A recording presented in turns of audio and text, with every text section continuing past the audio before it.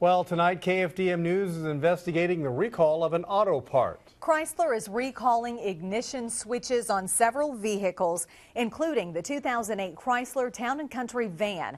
According to the notice sent last year, the vehicle is okay to drive. A family in Orange disagrees, and they're angry. KFDM's Huet spent the day seeking answers from the company. She investigates the family's worries and what the automaker is saying. Is it time to pick up? No. Coren and Adam Larsen have 4 children.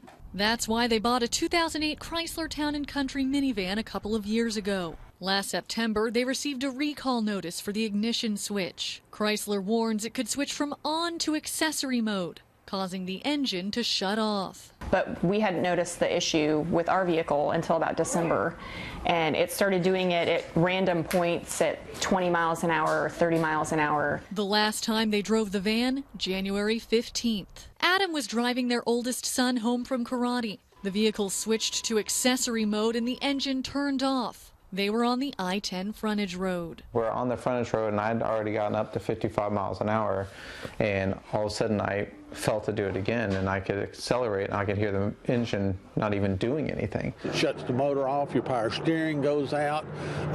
When that happens, also your airbag sensors is not working. So it's a situation of multiple dangers there. Glenn Johnson says it's not safe for the Larsens to drive their vehicle. The Larsens agree. Inside, my heart's about to pop out of my chest because I'm terrified that my son's going to get hit. Because I know if someone rear ends me, I mean, my head might hit the dashboard or some of the steering wheel, and I might get hurt.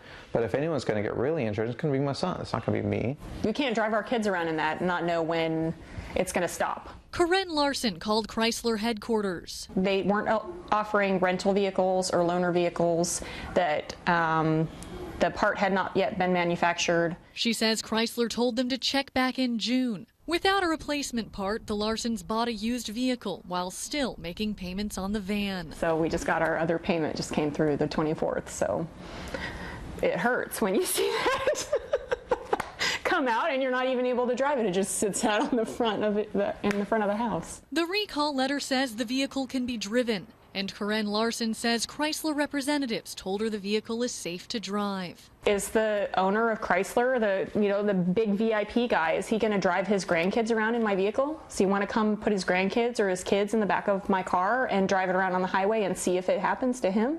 In Orange, Huet, KFDM 6 News. A spokesperson for Chrysler headquarters tells KFDM News the company is still developing the replacement part. The spokesperson says rental cars are available on a case-by-case basis. To read the company's entire statement, go to KFDM.com.